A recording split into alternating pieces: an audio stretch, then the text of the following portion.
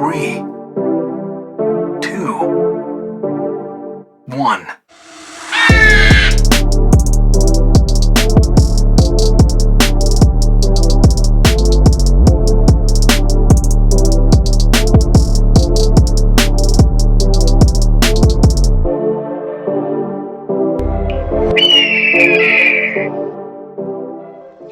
What up, Falcons Nation? Rise Up Nation, it's your boy Jazzy Jeff. Real talk, no gimmicks. Bring that real Falcons talk to real Falcons fans. And if you're new to my channel, welcome. Please hit that subscribe button and stay tuned for future content. If you like that real talk, then this is your channel. Now, today's video, we're going to talk about potential GM candidate Louis Riddick.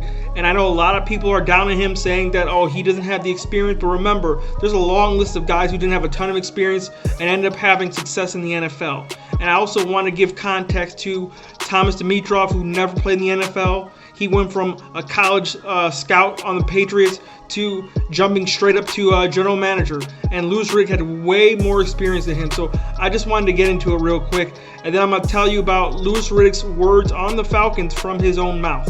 So first, let's talk about who Louis Riddick is. He actually played in the NFL from 91 to 98. He played on the Atlanta Falcons in 1992. Now, he went to become a pro scout for the Washington Redskins at the time.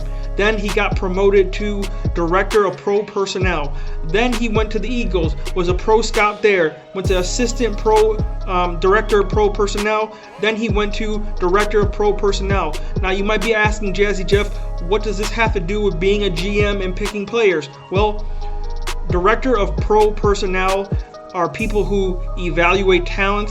They scout players, and they compile the best available roster from the bottom to the top, the bench and reserves to the starters. So he knows how to evaluate talent, which is going to be great for a draft. He knows how to scout. He knows how to build a roster from bottom up, which is probably what we're going to need from a rebuild standpoint with this Falcons team moving forward in the future. So there's a lot of good things about him. And I love that he played the game. He played for the Falcons. He understands the culture, and he played the game, so he knows from a player standpoint what he sees out there, what he needs, and what kind of tools he needs to get it done.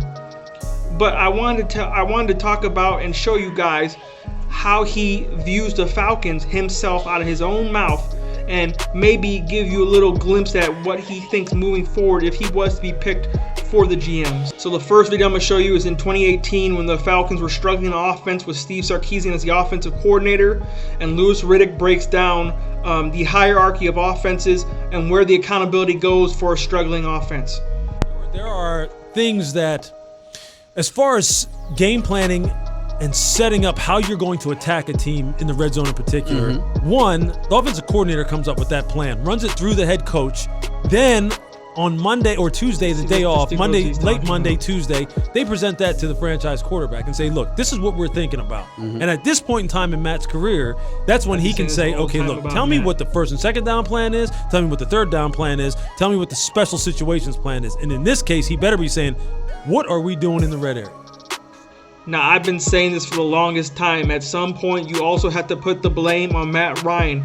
Just like Riddick said, he is too deep in his career to be taking shit from bad offensive coordinators. Whether it's Sarkisian or Dirk Cutter in 2020, it's the same problem. Matt Ryan knows the game plan before he goes. He tells them what he likes and doesn't like, and it's up to him. He's the kind of guy who will just execute it and say nothing and keep his head down because he's a nice guy. But at some point, he is the leader of this team. He needs to say, no, we are not running that. So all these plays that we blame Dirk Cutter for on Sunday, Matt Ryan knows these plays are coming. He knows what he likes and doesn't like. So at one point, does he stand up and say, I don't like this, coach. Let's not run this anymore. Now, this final video I want to show you, it gives great insight to what Louis Riddick would do as an Atlanta Falcons GM. He talks about the problems with the Falcons, and this video is from this year. And he talks about how it's bigger than Matt Ryan. It's a multitude of problems, and I love his answers here. So let's check this out. In Atlanta is much bigger than Matt Ryan. It really is. I think from a coaching staff perspective, they have had some serious, mismanagement on that side of it in terms of how they have changed over coordinators multiple times under Dan Quinn. I think on the defensive side of the ball, they have missed badly as far as trying to upgrade the defensive line in particular. The secondary has been poor.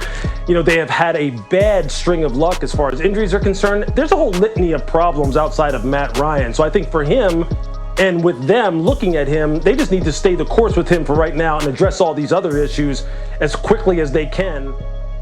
See, I love that video for several reasons. Number one, he already gets it. He already knows the problems about the Atlanta Falcons, and he's not just one of these people who says, oh, it's just a Matt Ryan thing, get rid of him. He knows that we have a multitude of problems. The secondary, the injuries, the pass rush, the bad drafting. There's so many things we got to fix before it's a Matt Ryan quarterback thing. And I love that Louis Riddick already knows that. And so he'd be a great GM for our team.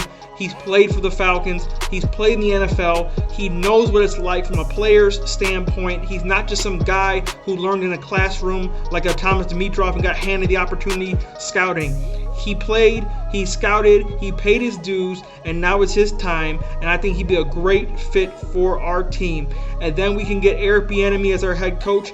And I think this team will be set up for the next 10 years to rebuild back to being competitive, back to being in the playoffs, back to winning this division. And it starts with getting Louis Riddick. And I wanted to show you guys what he thought straight out his mouth. Tell me what you guys think about this video in the comment section below. Like, share, subscribe. And as always, Falcons Nation, we rise up. This is your boy, Jazzy Jeff. Real talk, no gimmicks. Bring that real Falcons talk to real Falcons fans. And I'm out this thing.